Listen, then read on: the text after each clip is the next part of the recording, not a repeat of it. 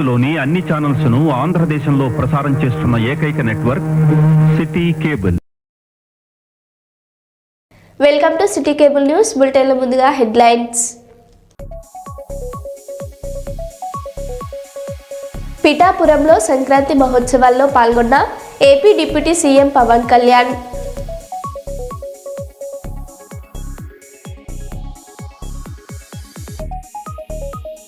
కొసగిలో Mount Carmel high స్కూల్లో విద్యార్థులకు రహదారి భద్రతపై అవగాహన.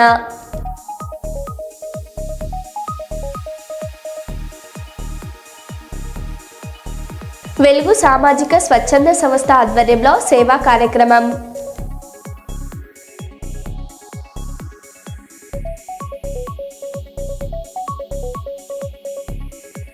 అంతర్జాతీయ హిందీ దినోత్సవం సందర్భంగా అవగాహన సదస్సు.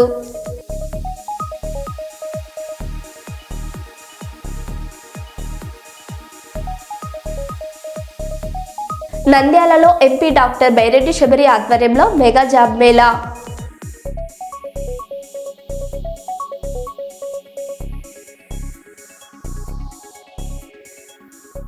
ఇక వివరాల్లోకి వెళ్తే వరంగల్ జిల్లా చెన్నరావుపేట మండలం లింగగిరి గ్రామ చెన్నకేశవ స్వామి ఉత్సవ కొరకు అక్కడ పరిస్థితులను పరిశీలించిన ACP Ravinder Reddy, CI Srinivas, SI Rajesh Reddy. చెన్నరావుపేట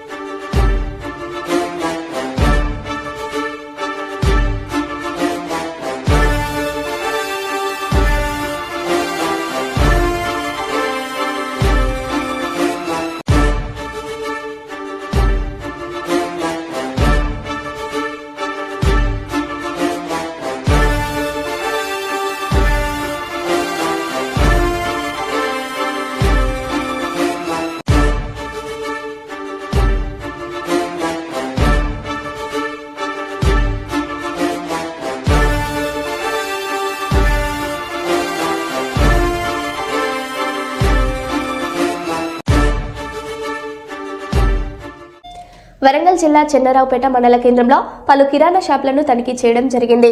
China మాంజాల ద్వారా పక్షులకి, ప్రయాణికులకి చాలా ప్రమాదం ఉన్నదని ఫారెస్ట్ సెక్షన్ ఆఫీసర్ సరిత తెలియజేశారు. ఈ అమ్మకాలు నిషేధించాలని తనిఖీ నిర్వహించారు. ఈ కార్యక్రమంలో బీట్ ఆఫీసర్ యోగి పాల్గొన్నారు.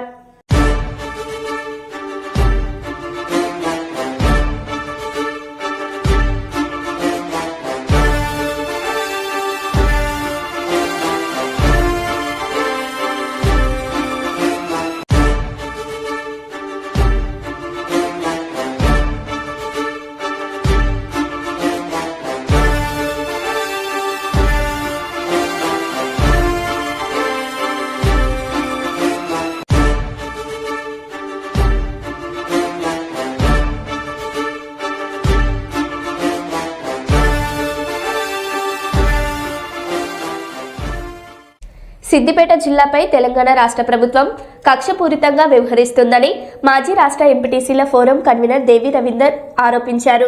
జిల్లాల కుదింపు పేరుతో సిద్దిపేటకు అన్యాయం చేయాలనే ఆలోచనను వెంటనే విరమించుకోవాలని ఆయన డిమాండ్ చేశారు. సిద్దిపేట పట్టణంలోని అంబేద్కర్ చౌరస్తా వద్ద మాట్లాడిన ఆయన జిల్లాల గుర్తింపును కాపాడుకునేందుకు అవసరమైతే మరో ఉద్యమానికి సిద్ధమని హెచ్చరించారు.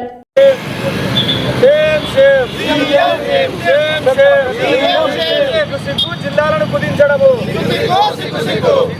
జిల్లాలను కుదించడము, నశించాలి రాష్ట్ర ప్రభుత్వ వైఖరి, నశించాలి రాష్ట్ర ప్రభుత్వ వైఖరి, నశించాలి రాష్ట్ర ప్రభుత్వ వైఖరి, వెనక్కి తీసుకోవాలి ప్రకటన వెంటనే, వెనక్కి తీసుకోవాలి వెంటనే ప్రకటన.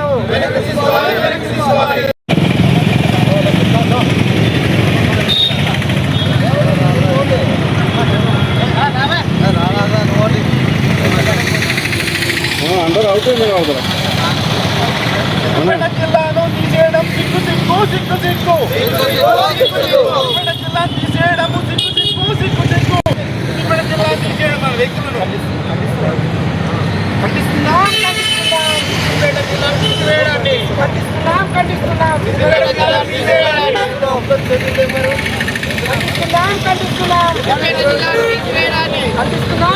బాబాసాహెబ్ అంబేద్కర్ గారి ఆలోచన విధానంతో రూపొందిన రాజ్యాంగం ప్రకారం చిన్న రాష్ట్రాలు, చిన్న జిల్లాలు, చిన్న మండలాలు ఉంటే పాలన సౌలభ్యం ఉంటుందనే ఉద్దేశంతో కేసీఆర్ గారి నాయకత్వంలో 14 సంవత్సరాలు పోరాటం చేసి ఉద్యమాలతో సాధించుకున్న తెలంగాణ రాష్ట్రం, అమరుల త్యాగాల సాక్షిగా ఏర్పడ్డ తెలంగాణ రాష్ట్రంలో 110 సంవత్సరాలకు పైగా ఉన్న ఉమ్మడి మెదక్ జిల్లా నుండి 2016 సంవత్సరంలో సిద్దిపేట జిల్లాను ఏర్పాటు చేసుకోవడం జరిగింది.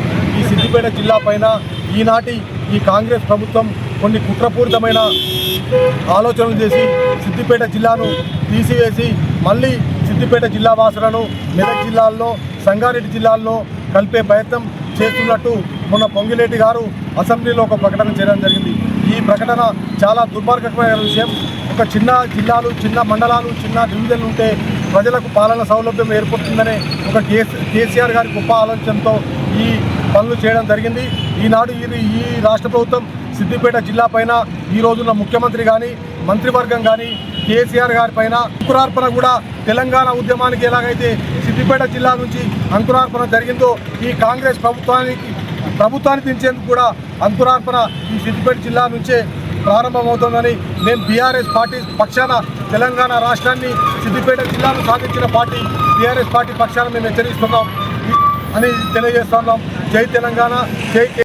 డాక్టర్ బాబాసాహెబ్ అంబేద్కర్ గారి స్ఫూర్తితో చిన్న రాష్ట్రాలతోనే అభివృద్ధి జరుగుతుందని చెప్పి ఆనాడే భారత రాజ్యాంగంలో రచించినటువంటి డాక్టర్ బాబాసాహెబ్ అంబేద్కర్ గారు, ఆయన స్ఫూర్తితో కేసీఆర్ గారి నాయకత్వంలో తెలంగాణ రాష్ట్రాన్ని సాధించడానికి 14 సంవత్సరాలుగా పోరాటం చేసి ఆర్టికల్ 3 ద్వారా తెలంగాణని రాష్ట్రాన్ని సాధించుకోవడం జరిగింది.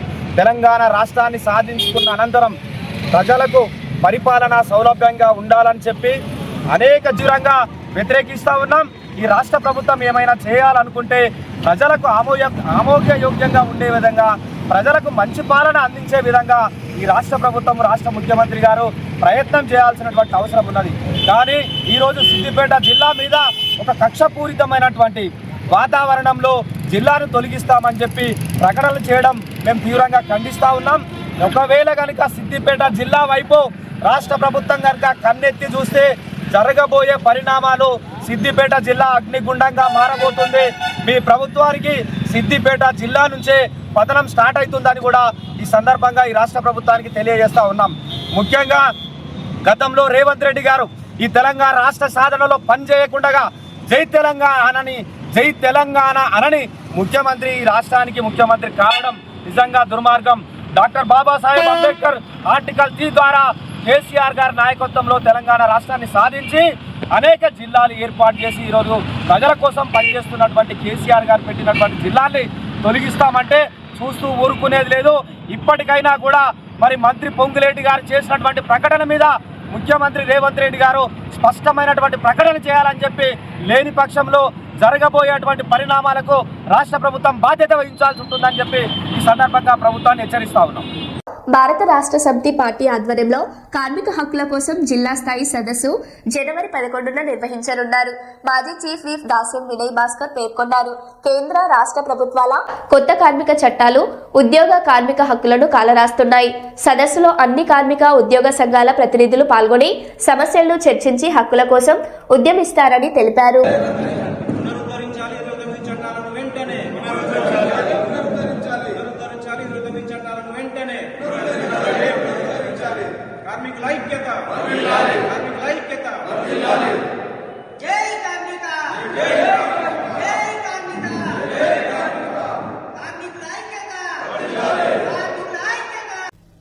నీళ్ల విషయంలో రాజకీయాలు వద్దని, రాష్ట్రానికి నీళ్లు కావాలే తప్ప పంచాయతీలు అవసరం లేదని తెలంగాణ సీఎం రేవంత్ రెడ్డి స్పష్టం చేశారు. నీటి వివాదాలకు చర్చలే పరిష్కారమని, 2 రాష్ట్రాలు కలిసి కూర్చొని సమస్యలు పరిష్కరించుకోవాలని సూచించారు. ఉమ్మడి రాష్ట్రంలో మంజూరైన ప్రాజెక్టులకు అడ్డుపడవద్దని, ఏపీతో చర్చలకు తెలంగాణ సిద్ధమని తెలిపారు. నీళ్ల వివాదాలపై కొందరు రాజకీయ లబ్ధి కోసం వ్యవహరిస్తున్నారని సీఎం వ్యాఖ్యానించారు. అదేవిధంగా నిన్నమన్న సొంత రాష్ట్రంలో కానీ పక్క రాష్ట్రంలో కానీ నీటి వివాదాలకు సంబంధించి పదే చర్చలు జరుగుతున్నాయి. నేను ఈ వేదిక మీద నుంచి ఈ రాష్ట్రంలో ఉండి పక్క రాష్ట్రంలో రాజకీయ పార్టీలలో ఉన్న ప్రజాప్రతినిధులకు ఒక సూచన చేయదలుచుకున్నా, ఒక విజ్ఞప్తి చేయదలుచుకున్నా. మీకు పంచాయతీలు కావాలన్నా నీళ్లు కావాలన్నా అని ఎవరైనా నన్ను అడిగితే తెలంగాణ రాష్ట్రానికి నీళ్లు కావాలని నేను కోరుకుంటా. మీకు వివాదాలు కావాలన్నా, మీకు పరిష్కారం కావాలన్నా అంటే నేను పరిష్కారం కోరుకుంటా. నీళ్ల వివాదం ముసుగులో రాజకీయ ప్రయోజనం పొందాలి అని మా ప్రభుత్వం, మా పార్టీ భావించడం లేదు. రెండు రాష్ట్రాల మధ్యలో ఉండే సమస్యల్ని శాశ్వతంగా పరిష్కరించాలి అని తెలంగాణ ప్రత్యేక రాష్ట్రాన్ని శ్రీమతి సోనియా గాంధీ గారు కాంగ్రెస్ పార్టీ ఇచ్చింది. కాబట్టి నీళ్ల విషయంలో వివాదాలు, నీళ్ల విషయంలో రాజకీయ లబ్ధి కోసం ఆలోచన చేయొద్దు. రాజకీయాలకు అతీతంగా మనం ఈరోజు ఆలోచన చేసుకొని పరిష్కరించుకోవాలి. ఈ పరిష్కారాలకు చర్చలు ఒక్కటే పరిష్కారము. పెద్దపల్లి జిల్లా గోదావరికని 5 ఇంక్లైన్లోని ప్రభుత్వ పాఠశాలలో గణతంత్ర దినోత్సవం సందర్భంగా వెలుగు సామాజిక స్వచ్ఛంద సంస్థ ఆధ్వర్యంలో విద్యార్థులకు షూ సాక్స్ పంపిణీ చేశారు. ఈ కార్యక్రమాన్ని సంస్థ founder and chairman lion doctor Surabhi Sridhar నేతృత్వంలో నిర్వహించారు. హాలీవుడ్ షూస్ నిర్వాహకులు షేక్ జాను మహమ్మద్ తాజ్ సహకారంతో ఈ సేవా కార్యక్రమం జరిగింది. ఈ కార్యక్రమంలో సంస్థ నాయకులు, విద్యార్థులు, తల్లిదండ్రులు పాల్గొన్నారు.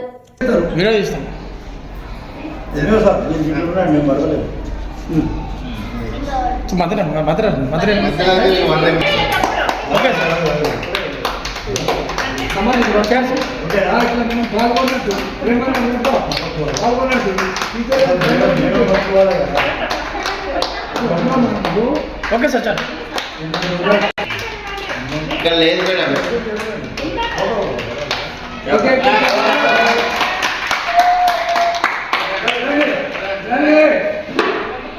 కూర్చోండి.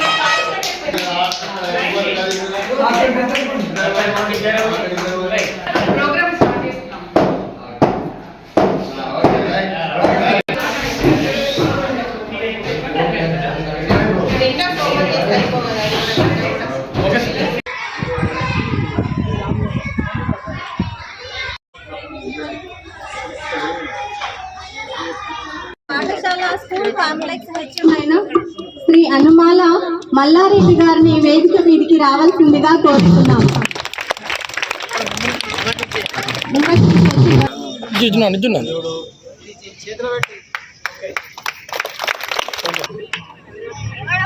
ప్రముఖ జ్యోతిషులు అన్నగారు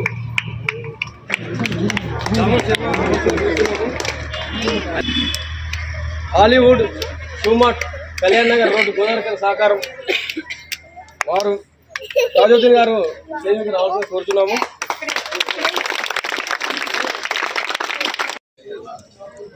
స్టేజ్ ఎక్కడ పిల్లల కోరిక ఎందుకు కావాలి కానీ ఒక 5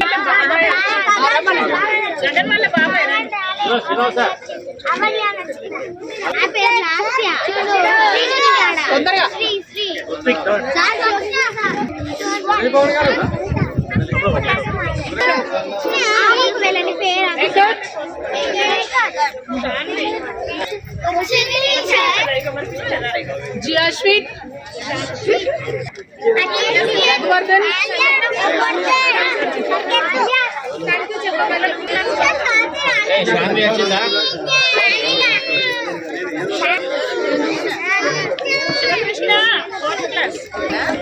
సెకండ్ క్లాస్ లాస్ట్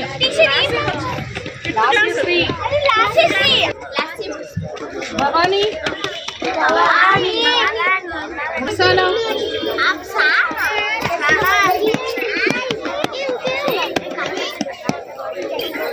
అర్చిత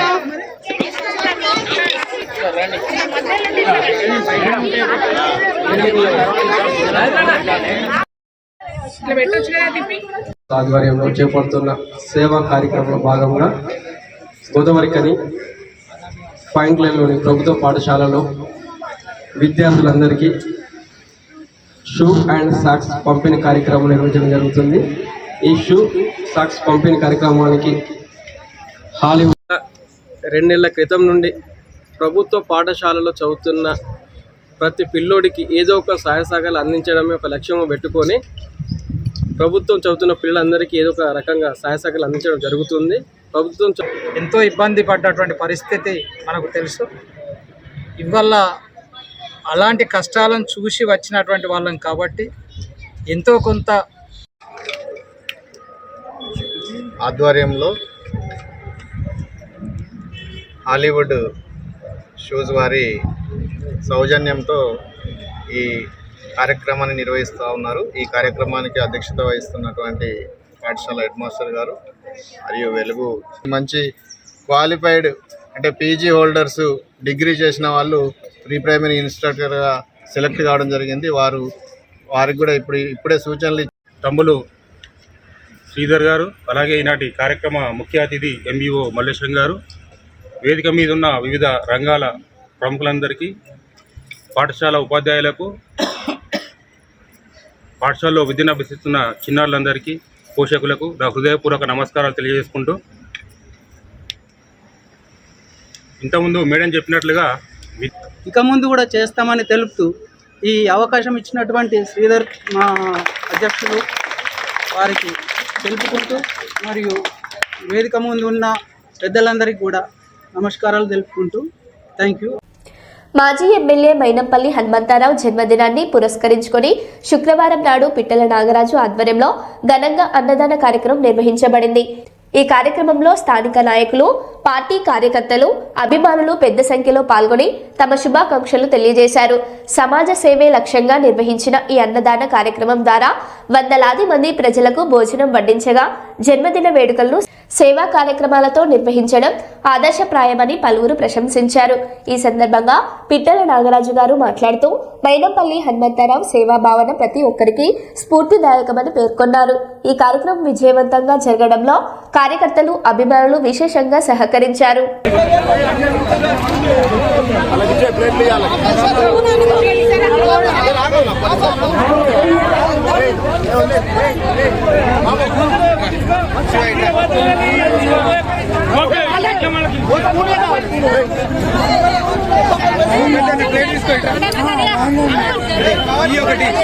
ఒకటి ఇడుంది తీసుకో.